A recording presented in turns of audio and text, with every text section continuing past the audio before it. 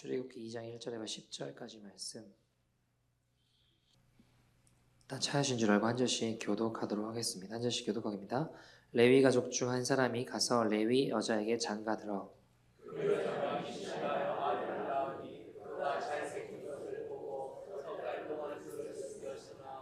더 숨길 수 없게 되매 그를 위하여 갈대 상자를 가져다가 역청과 나무진을 칠하고 아기를 거기 담아 나일 강가의 갈대 사이에 두고 바로의 딸이 목욕하러 나일강으로 내려오고 시녀들은 나일 강가를 거닐 때에 그가 갈대 사이에 상자를 보고 시녀를 보내어 가져다가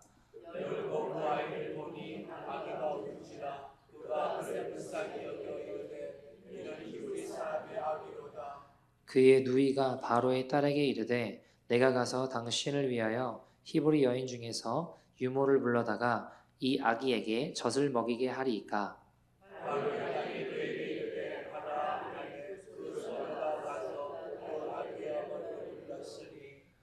바로의 딸이 그에게 이르되 이 아기를 데려다가 나를 위하여 젖을 먹이라. 내가 그 삭슬 주리라. 여인이 아기를 데려다가 젖을 먹이더니 그가 그의 아들이 되리라. 그가 이름을 모세라 하여 이르되 이는 내가 그를 물에서 건져내었습니다. 아멘. 여러분, 우리가 이제 하나님의 은혜로 됐습니다. 하나님의 은혜였습니다. 라고 이야기를 할 때 보면 어떤 상황에서 우리가 은혜다라고 이야기하나요? 하나님의 은혜로 잘 됐습니다. 라고 이야기할 때 많잖아요. 그죠? 일반적인 우리의 생각은 우리의 능력 밖의 일이 이루어질 때, 그러니까 도저히 내가 할 수 없는 일들이 내게 이루어지는 것들을 우리가 보면서 야, 은혜다 라고 이야기하죠. 예를 들면 도저히 살 수 없는 집을 내가 사게 됐다거나 하나님의 도우심으로 사게 됐다거나 시험 공부 많이 못했는데 시험 공부한 게 나왔다거나 내가 한 거에서 나왔다거나 그렇게 차를 살 만한 여유가 되지 않았는데 어떻게 감사하게 싸게 샀다거나 이렇게 내 능력 밖의 어떤 일들이 내게 주어질 때 도저히 어떻게 할 수 없는 일들이 외부로부터 오는 어떤 힘과 능력으로 이루어졌을 때 우리는 그것을 은혜라고 이야기하죠. 그래서 여러분, 우리 십자가 사건도 보면 도저히 구원받을 수 없는 죄인에게 죄인된 우리를 구원하신 예수 그리스도의 십자가, 그것을 뭐라고 이야기하나요? 은혜라고 이야기하거든요. 근데 제가 조금 한번 이런 생각을 해봤어요. 내 능력 밖의 어떤 일들이 내게 이루어진 것이 은혜라고 생각하다 보니까 지금까지 제가 이야기한 것들만 과연 은혜일까? 예를 들어 저희 사역을 하는데 엄청나게 많은 사람들이 막 몰려와요. 거듭나요. 변화돼요. 은혜죠. 그죠? 근데 어느 날 갑자기 사람들이 막 떠나가요. 그럼 다 은혜가 떨어진 건가요? 은혜가 없어진 거예요? 하는 일마다 다 잘 돼요. 기도 응답이 막 즉각 이루어지고 또 내가 그냥 마음에 바라는 소원, 마치 하나님을 내 마음을 알아주시는 것처럼 마음에 품기만 해도 막 모든 것들이 막 다 이루어져요. 그러면 이것이 은혜예요. 근데 만약 내 기도가 10년, 20년, 30년째 열심히 기도했는데 이루어지지 않고 있다면 그거는 은혜가 떨어진 건가요? 여러분, 만약에 잘 되는 것만 은혜라고 한다면 죽어라고 기도했는데 기도가 응답되지 않았어요. 그럼 은혜가 떨어진 것이고 은혜가 사라진 건가요? 어떻게 생각하세요? 또는 우리가 인생에 닥치는 시련은 그러면 은혜일 수 없는 겁니다. 우리 인생에 닥친 고난은 은혜가 아닌가요? 우리 인생에 일어났던 풍랑들은요, 힘들고 어려운 일을 겪는 것은 병에 걸리고 열심히 공부했는데 시험에 떨어지고 하는 일이 안 되고 풀리고 열리는 게 아니라 막히는 것은 은혜가 아닌 건가요? 우리는 내 능력 밖에 일어난 좋은 일을 은혜라고 이야기합니다. 그러면 안 좋은 일은 은혜가 아닌 걸까요? 여러분, 오늘 본문에 보시면 모세 가족은 모세가 태어남으로 여러 가지 위기를 겪습니다. 모세는요, 외동이 아니라 형, 누나 있었거든요. 미디암이라고 하는 누나가 있었고 아론이라는 형이 있었습니다. 당시 상황은 토트머스 1세가 명령하기를 히브리 아이가 태어났는데 남자면 다 강에 던져 죽여라고 했어요. 명령을 내린 상황입니다. 나일 강에 던지라고 했습니다. 무서운 명령이 일어났던 시기죠. 여러분, 자, 딸인 미리암이 태어난 건 괜찮아요? 안 괜찮아요? 괜찮아요, 그죠? 근데 아론은요? 아론은 안 괜찮죠? 사내니까 나일 강에 던져야 돼요. 근데 모세보다 먼저 아론을 숨겨봤던 것 같아요. 대단하죠? 아론은 좀 순했는가 봐요. 잘 울지도 않고 달래면 듣고, 그러니까 좀 티 안 내고 잘 숨겼어요. 자, 그 다음에 태어난 게 이제 모세인데 2절, 3절 보시면 2절에 보시니까 석 달 동안 그를 숨겼대요. 근데 3절에 더 숨길 수가 없게 됐대요. 그죠? 무슨 말일까요? 애가 너무 울면 우렁찬 거예요. 누가 들어도 사는지 알겠는 거예요. 너무 거세요. 여러분, 당시 집들은 방음이 잘 안 됐습니다. 다 들립니다. 도저히 숨길 수가 없는 거죠. 이거 누가 들어도 사내아의 울음이라는 겁니다. 그럼 들키는 날에는 왕의 명령을 어겼잖아요. 가족 모두가 몰살당할 수 있는 상황 아닙니까? 자, 그럼 모세가 태어난 것은 은혜인가요? 아닌가요? 어떻게 생각하세요? 모세 때문에 가족이 다 죽을 수도 있어요. 우리가 내 능력 밖의 일들이 잘 된 것만 은혜라고 이야기한다면 이거 은혜가 아닌 거예요. 이 아이를 숨기다가 다 같이 죽을 위기에 처했으니까. 여러분, 그럼 도대체 은혜가 뭐예요? 은혜가 뭘까요? 하나님의 손에 붙들려 있는 것이 은혜입니다. 그것이 좋은 일이든 나쁜 일이든 고난이든 축복이든 하나님 손에 붙들려 있는 것이 은혜입니다. 내가 지금 하나님의 다루심을 경험하고 있다면, 하나님의 손 안에 있다면 그것이 좋은 일이건 나쁜 일이건 그것이 바로 은혜라는 겁니다. 하나님의 간섭하심이 내 삶에 여전히 존재하고 있다면 은혜 아래 있는 삶이에요. 여러분, 그 간섭하심이 내게 좋은 일이 될 수도 있고 때로는 잔인하시리만큼 아프고 힘든 일이 되기도 합니다. 우리가 보기에 선한 일일 수도 있고 아닌 일일 수도 있다는 것입니다. 여러분, 신앙생활 해보니까 무조건 좋은 일만 일어나던가요? 저는 아니더라고요.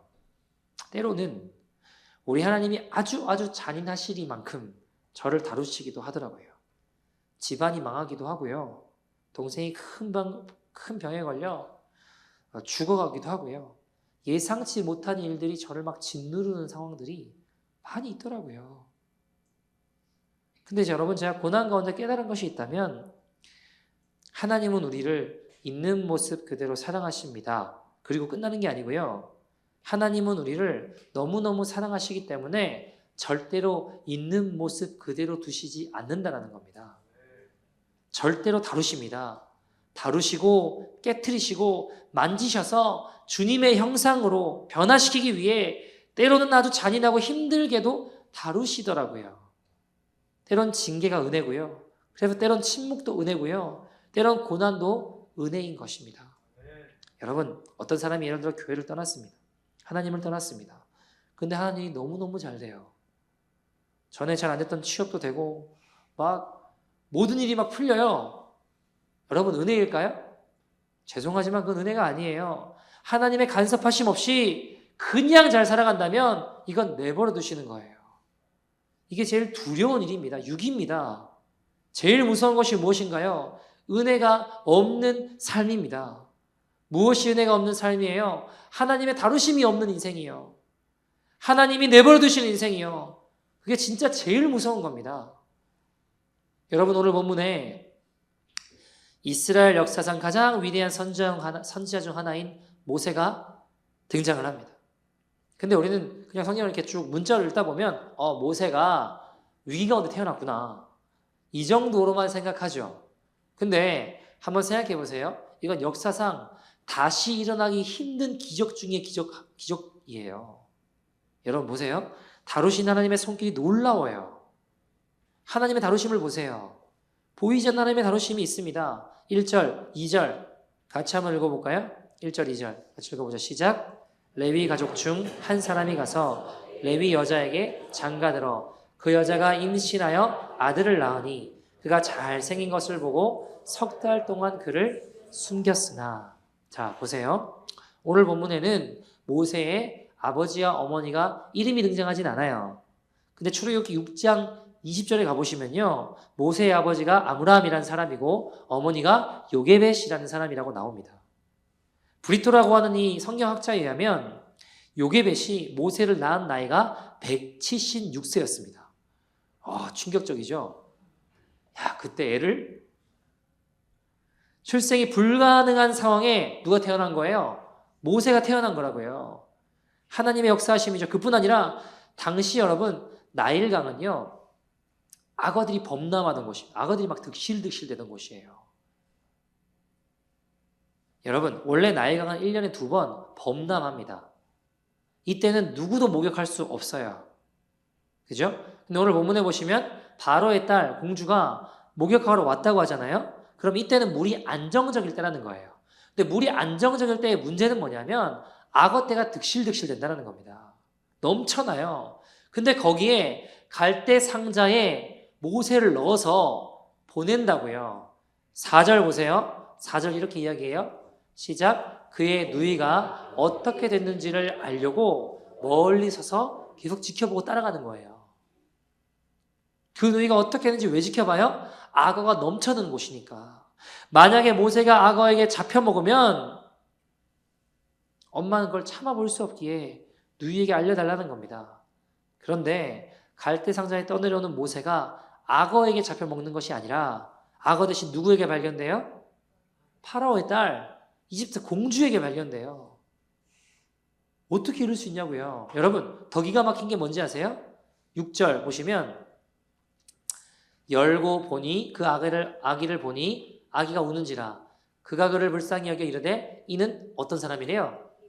히브리 사람의 아기로다. 여러분, 공주가 지금 아버지가 히브리 사내 아이는 죽이라고 한 걸 알까요? 모를까요? 알아요. 알고 있다고요. 그런데 공주가 그 아이를 자기 아이로 삼겠다는 겁니다. 여러분, 당시 역사 기록을 보면 히브리 아이를 죽였던 파라오가 토토머스 1세입니다. 그리고 모세의 어머니가 되는 이 공주가 하트셉스트라는 공주예요. 근데 마침 이때 토토머스 1세가 죽어요. 그리고 하트셉스트가 이집트 최초의 유일한 여자 파라오가 됩니다. 그리고 결혼해서 남자아이를 원했는데 없었어요. 근데 목욕하러 왔는데 남자아이가 내게 온 거예요. 여러분, 제가 끼워 맞추는 게 아니라 이집트 역사에 나온 기록입니다. 사랑하는 여러분, 보이지 않는 하나님의 손길이 있습니다. 그 보이지 않는 하나님의 다루심을 경험하는 인생이 은혜 아래 있는 인생이라는 겁니다. 여러분, 우리 인생이 하나님의 다루심과 은혜 아래 있기를 소원합니다. 자, 그러면 어떻게 해야 될까요? 어떻게 해야 우리 인생이 늘 하나님의 은혜 아래 있는 인생이 될 수 있을까? 오늘 본문 우리에게 알려주는 것은 내 안의 모세를 떠나보내야 된다는 거예요. 여러분, 2절 보시면 모세가 어떻대요? 잘생겼대요. 잘생겼대요. 그래서 석 달 동안 숨겼다라고 이야기하잖아요. 여러분, 이게 엄마 요게벳의 심정입니다. 이 막내가 너무 예쁜 거예요. 요게벳에게 이 아이는 보물인 거예요. 이 막내가 어머니의 마음을 확 사로잡은 겁니다. 176세에 낳은 이 아이 내가 절대로 놓을 수 없는, 포기할 수 없는, 내려놓을 수 없는 아이예요. 그 심정이 이 아이가 잘생겼다라는 말에 포함되어 있는 겁니다. 자, 그러나 3절 보세요. 3달을 숨겼지만 더 숨길 수 있대요, 없대요? 없게 되었대요. 3달은 버텼지만 더 이상은 어려운 거예요. 여러분, 예전에 전쟁 때 한국에도 6.25 전쟁이나 이럴 때 보면 발각되면 죽으니까 아이가 울면 숨어 있다가 아이를 이렇게 눌러 죽였다라는 기록들이나 증언들이 있더라고요. 왜요? 발각되면 다 죽으니까. 다른 아이들도 나도 다 같이 죽으니까 우는 아이를 아빠가 이렇게 눌려서 죽였다는 기록들이 있어요. 여러분, 그러니까 지금 이 아이가 너무 예쁜 이 아이, 더 이상은 숨길 수 없으니까 이 아이 숨기다가 가족들이 다 몰살당하게 생긴 겁니다. 형 아론이야 너무 순했는가 봐요. 조금 울려고 해도 달래면 금방 울지 않았어요. 어떻게 숨겨서 여기까지 왔는데 너무 예쁘니 사랑하는 모세는 안 되는 겁니다.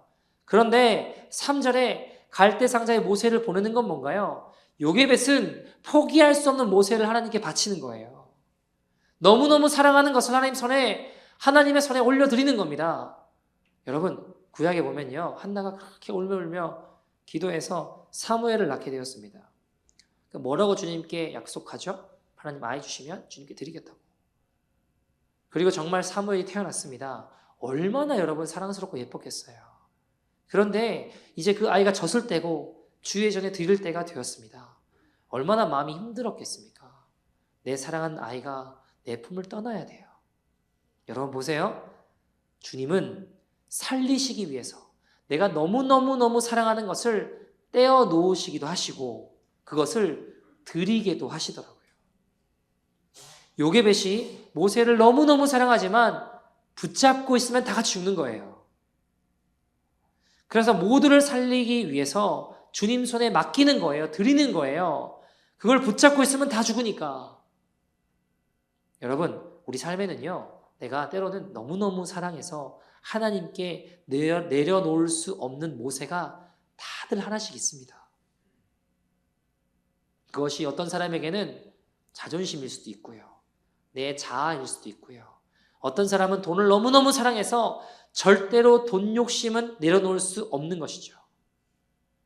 그러나 그 모세 같은 돈을 품고 있으면 결국 내 구원도 좌절되고 우리 가족들도 불행해지는 겁니다. 그러니까 하나님이 하시는 일은 그 돈 욕심을 포기할 수밖에 없는 고통과 고난을 보내시는 거예요. 그 돈을 너무너무 사랑하는데 그 돈 때문에 죽을 만큼 힘든 시간을 보내게 하시는 것이죠. 여러분, 저희 교회에 어떤 성도님이 처음 새벽기도 오신 이야기를 해주셨는데, 이 성도님이 원래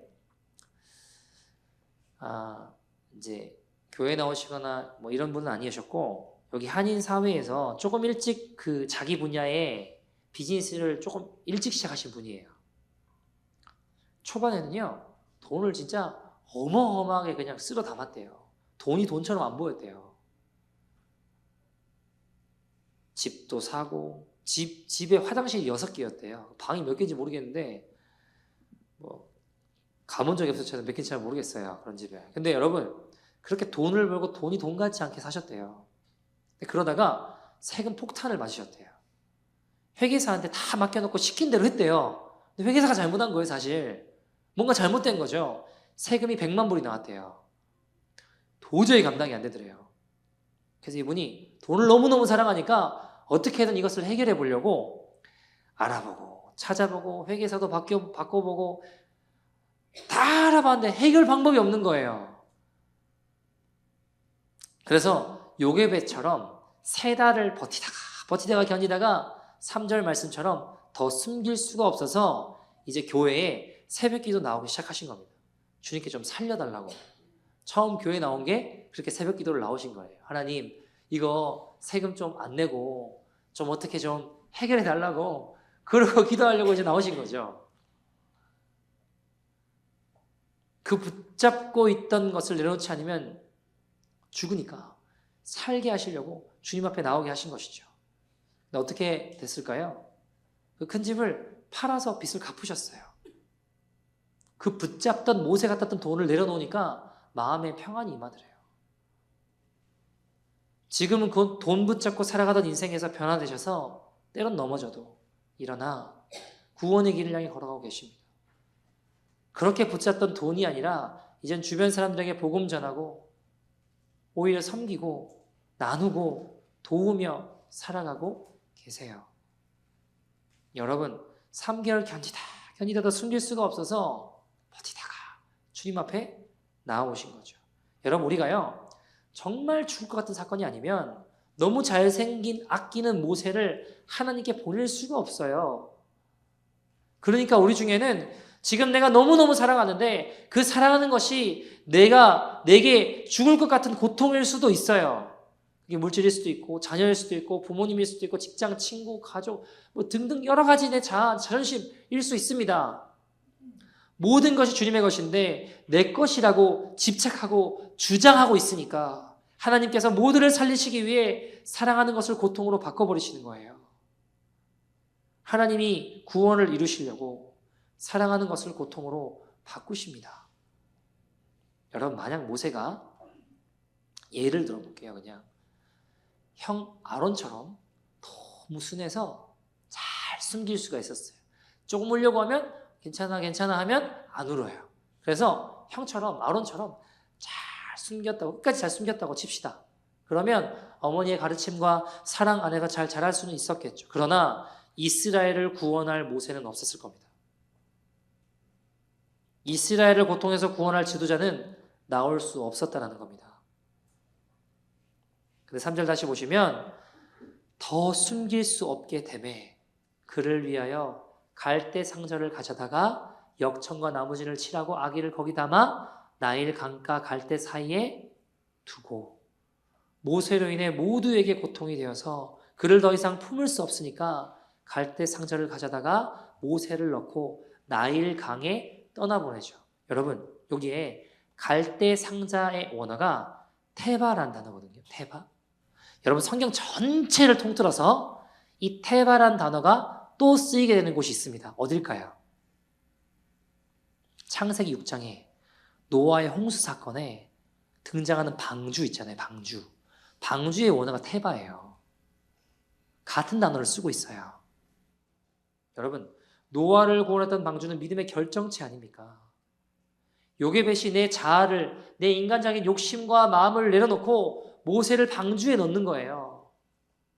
근데 결국 누가 키우나요? 엄마의 요게벳이 키워요. 여러분, 이것이 하나님의 섭리입니다. 나는 모세를 내 뜻대로 키우고 싶은 욕심을 내려놓았는데 하나님의 일하심은 기가 막혀요. 나는 내려놓았는데 하나님이 하나님의 정체성을 가르치도록 다시 나를 사용하시는 겁니다. 여러분, 이 기가 막힌 하나님의 다루심이 보이십니까?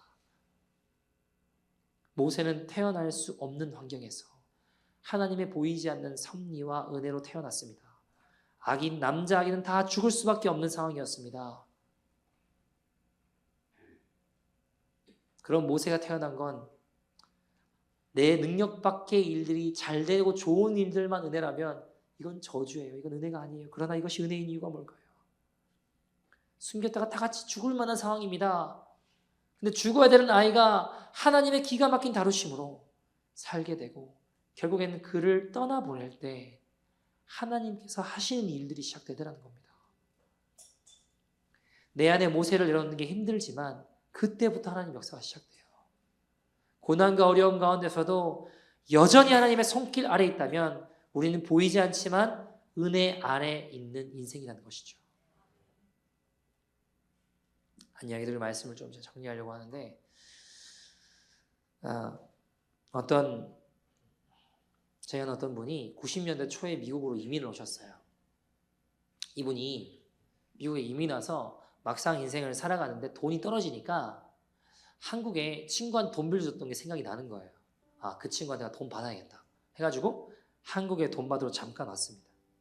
친구한테 연락을 하니까 자기가 너무 바쁘대요. 지금 못 만난다. 이번 주에 못 만난대. 다음 주에 돼야 이번 주에 이제 지방에서 볼 일이 있고 거기 집회가 있어서 거기 참석하고 다음 주에 내가 서울 오르니까 보자고. 근데 나는 지금 마음이 급해요. 빨리 만나야 돼요. 시간이 없어요. 돈만 받고 미국으로 돌아가야 되는데 그럼 좋다. 내가 그 집회 참석할 테니 거기 가겠다니까 거기서 만나자고. 돈 달라고.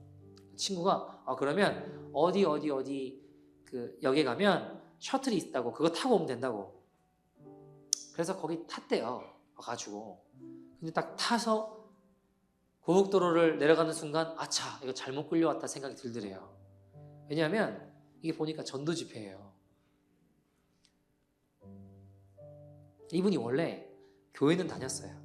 온통 망나니처럼 술 먹고 방황하며 살던 인생이었죠. 근데 이분이 그 집회 가서 은혜를 받고 회개가 터진 거예요. 방황하던 내 인생이 하나님의 다루심 안에 들어가게 되었는데 한 장면이 생각이 나더래요. 내 안에 내려놓아야 될 모세가 하나님 보여주신 거겠죠. 어떤 일이었냐면 예전에 이민 가기 전에 한국에서 살 때 이분이 안산에 사셨대요. 근데 그때 안산은 굉장히 시골이었다고 합니다. 가로등도 별로 없고 다 그냥 논밭이고. 근데 이분이 어두울 때 차를 몰고 가다가 예전에 오토바이에 니어가 싣고 이렇게 일하시는 분들 많이 계셨잖아요. 도로 길이 좁았는데 어두우니까 막 가다가 그 오토바이 니어카를 쳐버렸대요. 이른 새벽에. 근데 그 사람이 막 날아가서 떨어지는 걸 봤어요. 그 순간 나 끝났다 하고 내려서 그 사람을 돌본 게 아니라 도망가 버렸대요. 집에 와서 생각해보니까 너무 후회가 되는 거죠. 내가 왜 도망갔지? 걸리면 뺑소니인데 다 끝났는데. 너무 불안하고 자책이 되니까 다시 돌아가야 되나? 돌아갈 용기가 없는 거예요. 거기 다시 가볼 자신이 없는 거예요. 그때부터 머릿속에 그 사고가 끊이지 않고 떠나지 않고 그 사람 어떻게 됐을까? 너무 겁나기도 하고 궁금하기도 하고 많이 다쳤을까? 장애인 됐으면 어떡하지? 죽진 않았겠지.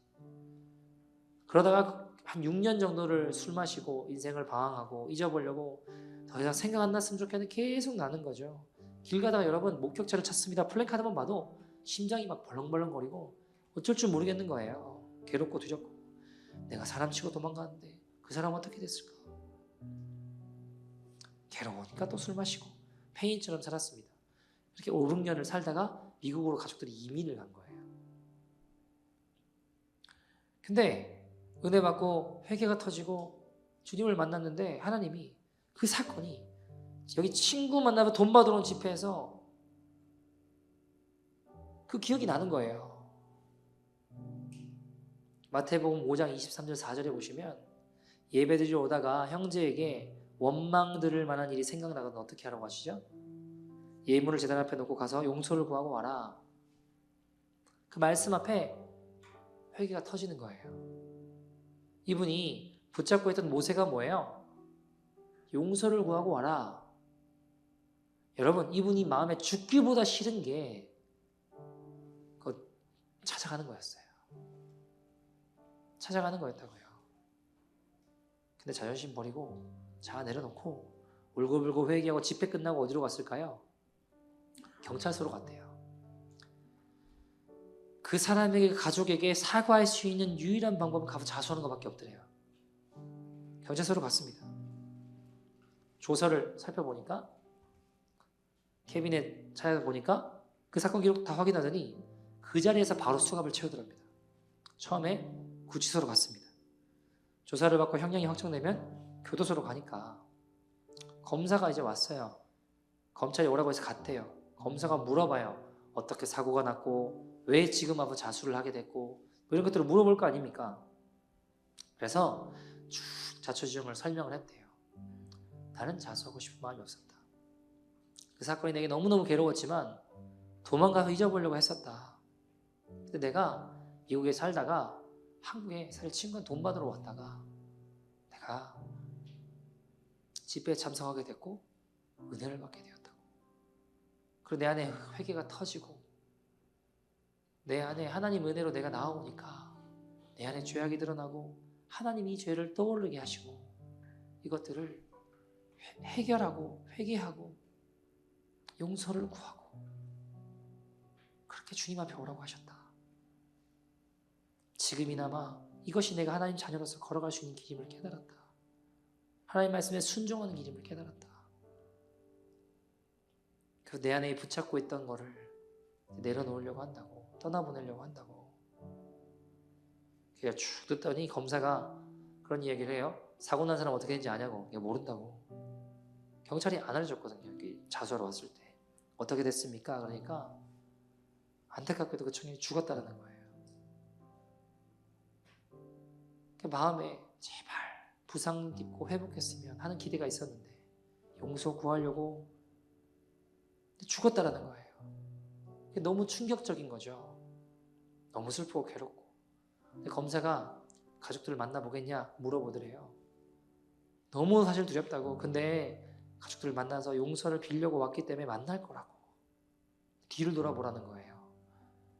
그러니까 뒤에 그 조사관들 동료들인 줄 알았거든요. 가족인지 몰랐어요. 직원인 줄 알았어요. 근데 뒤에 있는 사람이 형하고 누나인 겁니다. 내가 하는 증언을 다 들은 겁니다. 어떻게 사고를 내고 어떻게 도망가고 내 심정은 어떻고 내가 어떻게 자수하게 되었고 다 들은 거예요. 내가 하나님 믿고 회개하고 용서 구하러 왔다고. 그 형하고 누나는 뒤에서 계속 울고 있던 거예요. 혹시 우는 소리 들킬까 봐 울음을 참고 울고 있던 겁니다. 돌아보니까 형 누나가 막 다 눈물 닦고 이야기하는 거예요.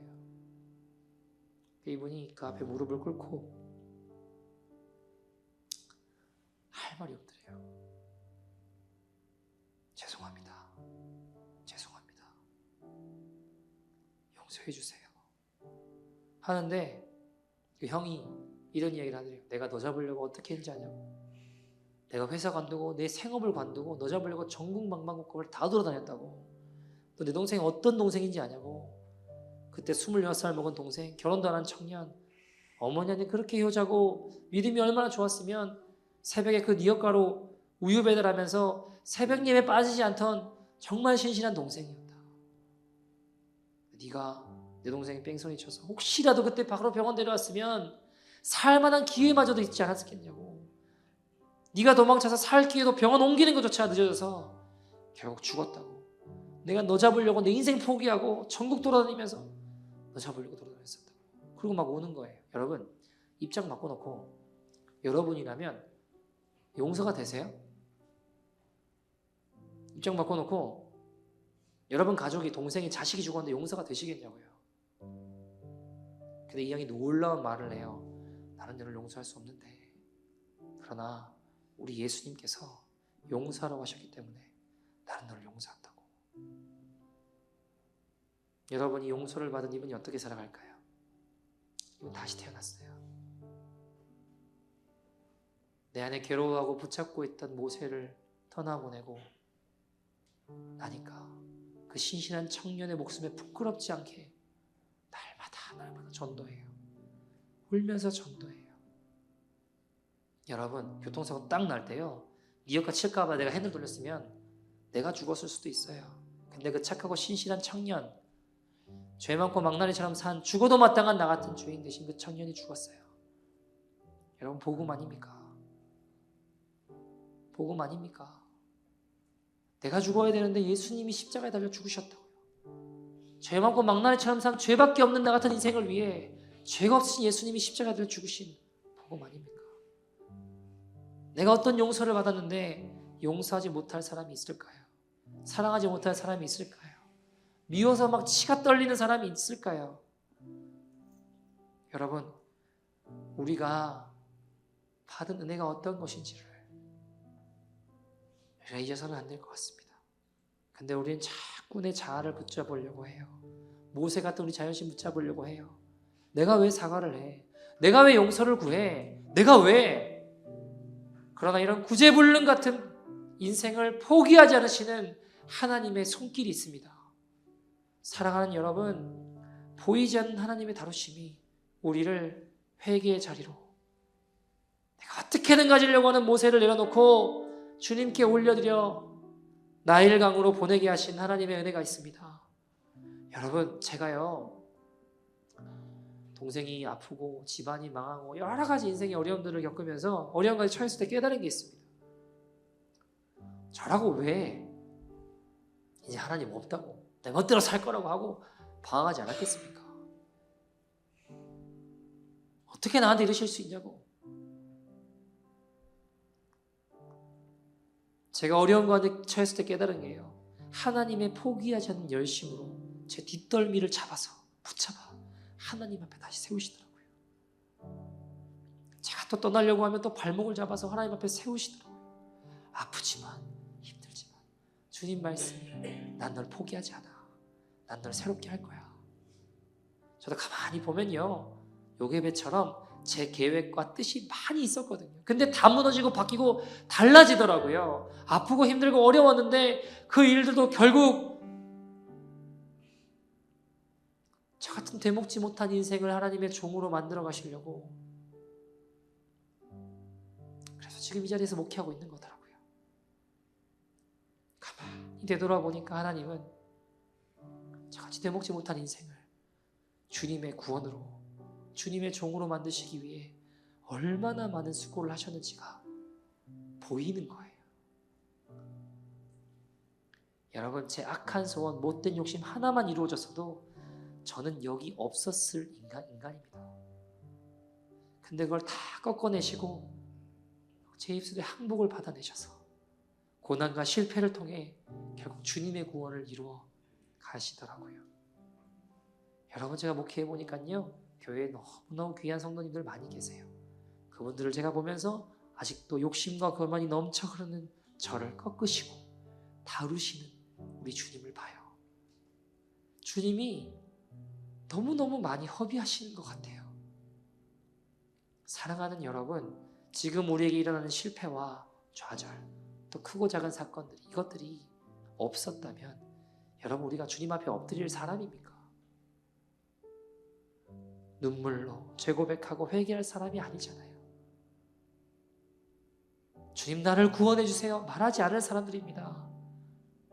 그래서 하나님의 섭리 가운데 일어난 고난임을 신뢰하는 것이죠.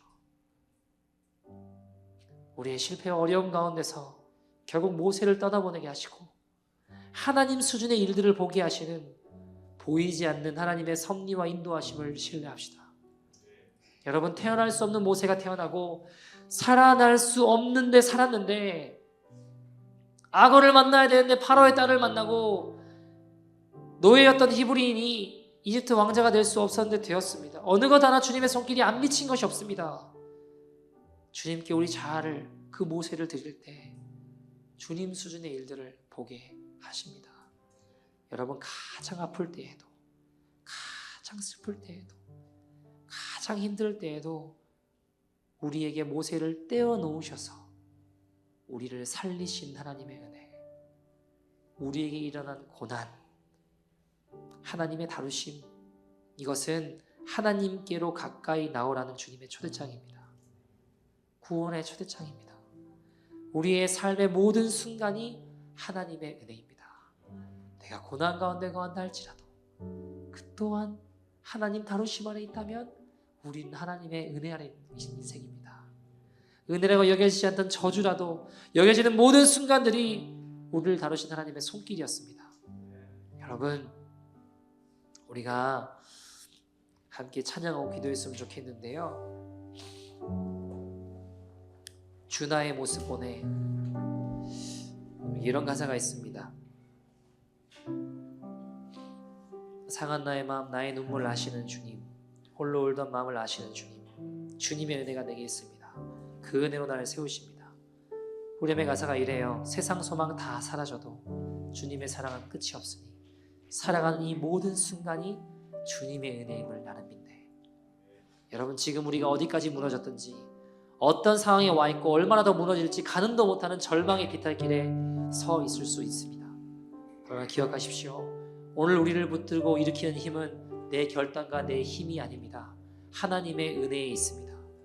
나를 붙드신 하나님의 은혜, 나를 포기하지 않으신 하나님의 은혜, 내가 더 이상 결단할 힘도 능력도 없고 뭔가 다시 시작할 힘이 없다 할지라도 주님이 내게 은혜 주시면 다시 시작할 수 있는 것입니다. 여러분, 기억하십시오. 오늘 우리의 삶이 주님의 다루심 안에 있고 붙잡고 있던 자아, 결국 우리를 다 같이 죽이는 모세를 떠나보내게 하셔서 주님 수준의 일들을 보게 하십니다. 하나님, 그 일들을 볼 수 있는 믿음의 인생이 되게 하여 주시옵소서. 우리 함께 찬양합시다. 주 나의 모습 보내, 상한 나의 맘 보시네. 주 나의 눈물 안에, 주 나의 눈물 안에 홀로 울던 맘 아시네. 세상 소망 다 사라져 가도 주의 사랑을 없으니 살아가는 이 모든 순간이 주의 은혜임을 나는 믿는. 세상 소망 다 사라져도, 세상 소망 다 사라져가 주의 사랑은 끝이 없습니다. 사랑은 끝이 없습니다. 살아가는 이 모든 순간이 하나님 나라 고통이고 고난이고 힘겨운 이 모든 순간들도 하나님 주님의 은혜 안에 하나님 다루신 하나님의 인생을 믿습니다. 우리 목소리로 고백합시다. 주 사랑 내게 있네. 주 사랑 내게 있네. 그 사랑이 날 채우네. 그 사랑이 날 채우네. 주 내게 있네. 주 내게. 주님 그대로 날 세우십니다. 그대로 날 세우네. 세상 소망 다 사라도, 세상 소망 다 사라져 주의 사랑은 끝이 없습니다. 끝이 없으니 살아가는 이 모든 순간이 주의 힘을 나는 믿는. 세상 소망 이런 지치고 이런 상황 가운데 내게 이 땅에 아무런 소망이 없습니다.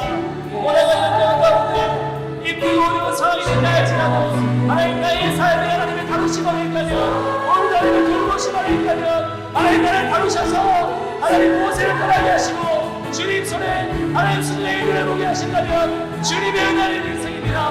우리 믿음을 가며 주 이름으로 동서로 기도합니다. 주여